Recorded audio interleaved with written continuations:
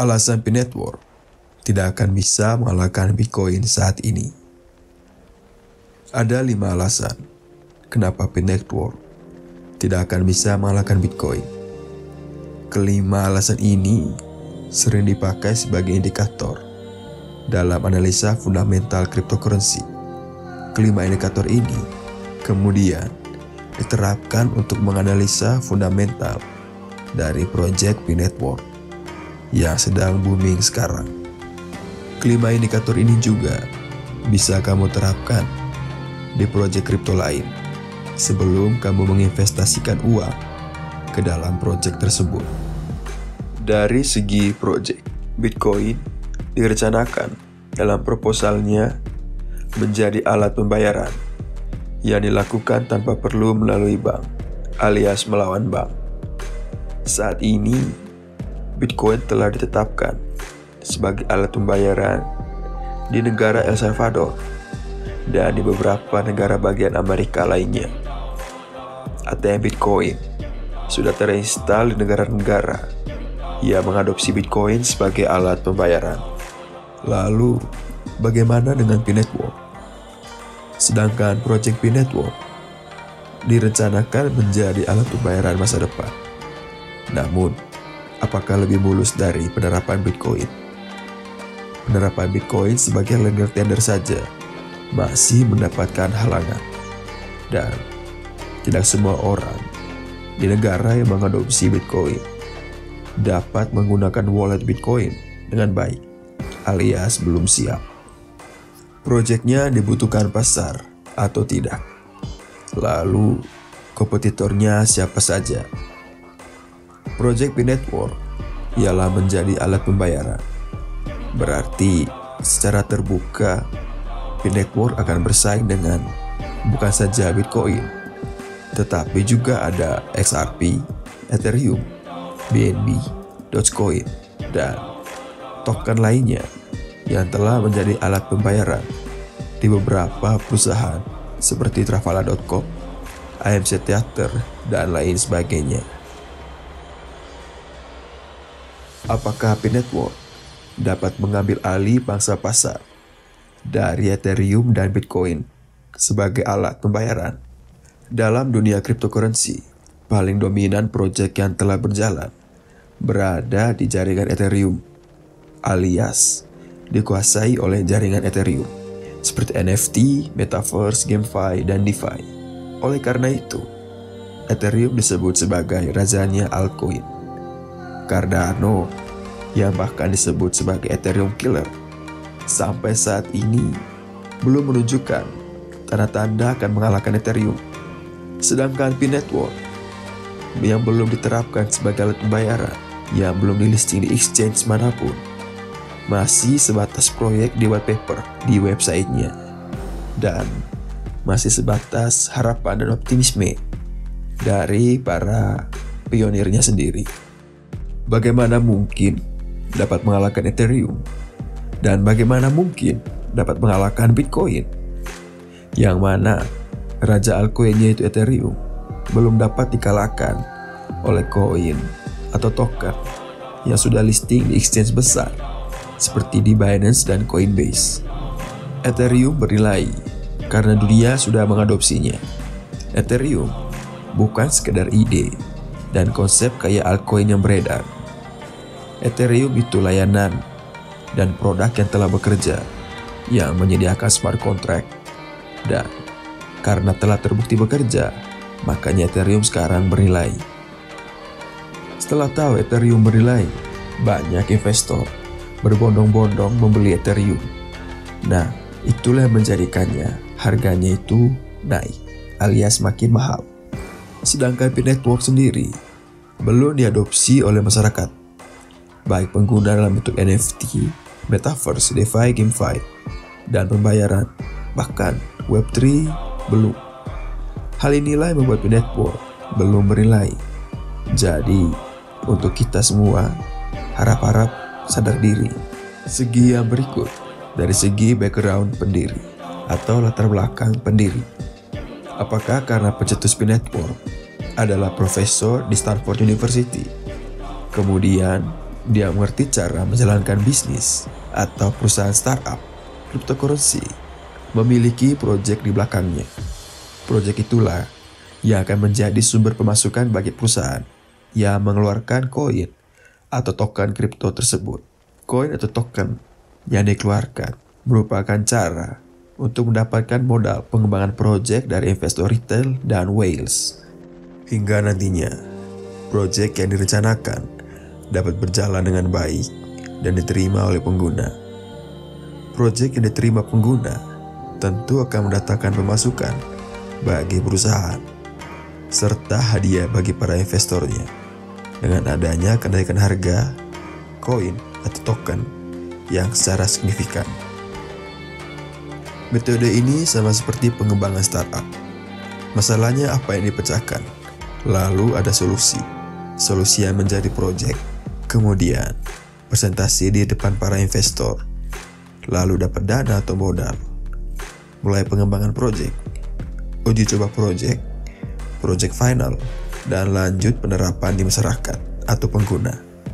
Penentu keberhasilan proyek ketika pengguna merasa masalahnya dipecahkan dengan adanya produk atau jasa dari perusahaan tersebut, atau tidak terpecahkan sama sekali. Kalau terpecahkan, maka selamat, para investor akan cuan besar. Tapi kalau tidak berguna bagi masyarakat, maka siap-siap uang investor akan lenyap dan tidak ada cuan, semua hanya mimpi. Dalam menjalankan bisnis dan startup, dibutuhkan skill dalam memahami kemauan customer dan manajemen bisnis. Makanya, kembali lagi ke pertanyaan awal, apakah karena pendirinya seorang profesor di Stanford University, kemudian dia mengerti cara menjalankan bisnis, perusahaan, atau startup? Anda bisa mengetahui jawabannya sendiri dari Elon Musk, Bill Gates, Steve Jobs, Jeff Bezos, pendiri FedEx, dan pendiri Google. Dari segi berikut, komunitas Bitcoin bukan saja para penambang yang menggunakan perangkat bagus, tapi juga terdapat orang-orang yang berfokus dalam pengembangan teknologi untuk meningkatkan skalabilitas dan kecepatan transaksi dari Bitcoin. Contoh pengembangan Bitcoin ialah Lightning Network. Dengan adanya Lightning Network, dapat mengeksekusi sebanyak 1 juta transaksi per detik. Selain itu juga terdapat dukungan dari whale atau paus-paus atau pemilik dana besar yang bergerak dalam mendukung kemajuan Bitcoin, entah melalui perusahaan investasi milik mereka atau secara individu seperti MicroStrategy, ARK Investment, dan lain sebagainya. Serta yang terbaru ialah Warren Buffett. Komunitas yang kuat tidak menjamin proyeknya dibutuhkan oleh masyarakat. Tetapi ekosistem Bitcoin yang sudah sangat kuat, dan bahkan Bitcoin masih menjadi acuan dalam pengembangan jaringan-jaringan baru di dunia.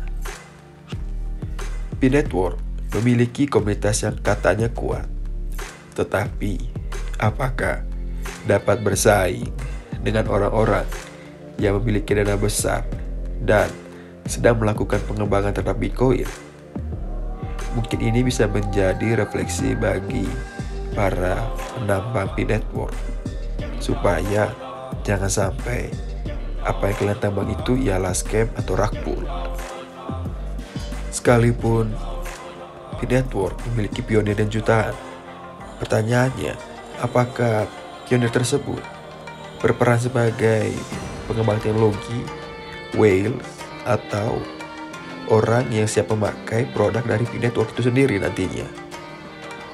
Walaupun komunitasnya banyak, tapi kalau mereka tidak ingin berkembang, tidak ingin mendanai, dan bahkan tidak ingin menggunakan teknologi dari P-Network, ya sama saja. Produknya tidak akan jalan, alias gagal. Yang berikut dari segi adopsi atau penerapan di masyarakat. Bitcoin telah diadopsi dalam lingkup negara, yaitu El Salvador, Lalu tingkat institusi ialah JP Morgan. Bitcoin diadopsi sebagai alat pembayaran dan komoditas investasi. Di Indonesia, Bitcoin diadopsi sebagai komoditas investasi dan diawasi oleh Bapepti itu sendiri, bukan diawasi oleh OJK. Bitcoin dikeluarkan pertama kali pada tahun 2008. Sudah 13 tahun sejak Bitcoin dikeluarkan, baru menjadi alat pembayaran yang sah di suatu negara, yaitu El Salvador. Sebentar lagi Swiss. Lalu, apakah P-Network nantinya dapat menjadi legal tender di suatu negara juga? Berbicara mengenai legal tender, berarti kita berbicara mengenai komunitas dan kesediaan masyarakat yang mau menggunakan koin tersebut sebagai alat pembayaran. Proyek kripto paling dominan yang seperti saya sudah sampaikan di atas berjalan di jaringan Ethereum, alias pangsa pasar kripto dikuasai oleh jaringan Ethereum seperti game, pembayaran, NFT, Metaverse, dan Web3. Bagaimana mungkin P-Network bisa mencuri konsumen yang menjadi pengguna di jaringan Ethereum? Kalau P-Network mau bersaing dengan Ethereum, berarti dia harus bisa mengalahkan Polkadot dan Cardano serta Solana. Koin dengan fundamental bagus seperti Ethereum, BNB, XRP, dan Cardano sampai hari ini belum bisa mencapai market cap yang sama seperti Bitcoin. Padahal kinerja dari koin-koin tersebut sudah nyata, sudah memiliki progres, dan sudah memiliki pengguna yang banyak. Contoh Binance yang mengeluarkan koin BNB. Sebagai alat pembayaran, Bitcoin sendiri sebelumnya masih tergolong lambat dan membutuhkan fee yang besar dalam melakukan transaksi pembayaran. Tapi setelah munculnya Bitcoin Lightning Network, Bitcoin menjadi lebih baik. Nah, kembali lagi, apakah Pi memiliki komunitas atau individu atau institusi yang siap mengembangkan atau menutup kekurangan dari P-Network sehingga bisa menjadi teknologi yang lebih baik ke depannya?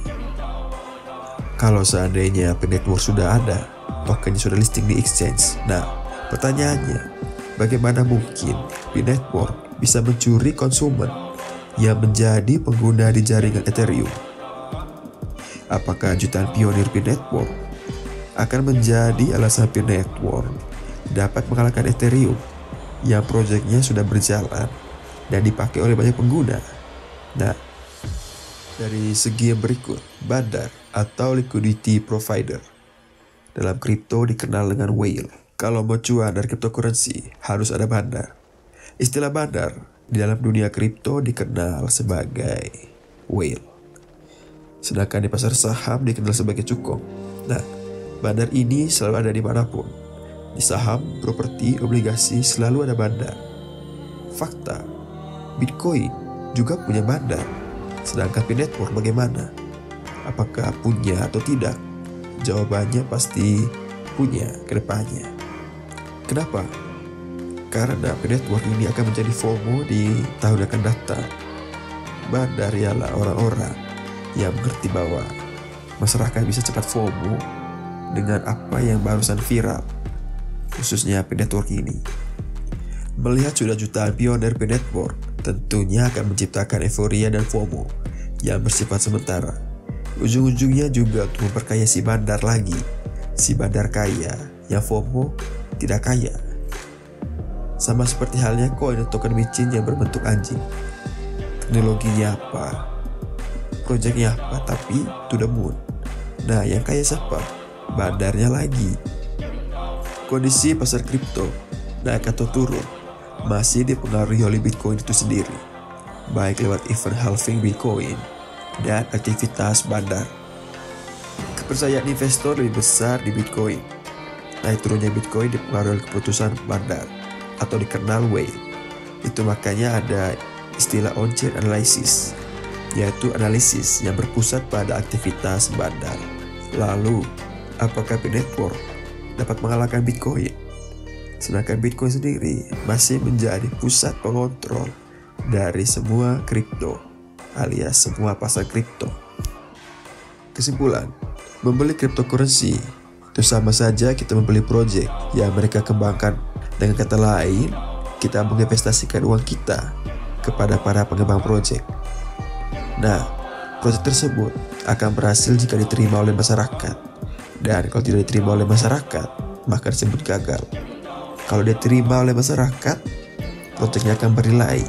Kalau berilai, investor akan banyak datang dan membeli koin atau token tersebut sebagai tanda pengumpulan dana. Semakin banyak investor yang masuk, maka Anda akan semakin cuan. Tetap Dior, tetap semangat, dan jangan pantang menyerah. See you next video. Gebrakan muda-mudi melek investasi atau disingkat Gramudia. Bagikan video ini ke kerabat atau kenalan kamu sebagai dukungan gebrakan milenial melek investasi. See you next time.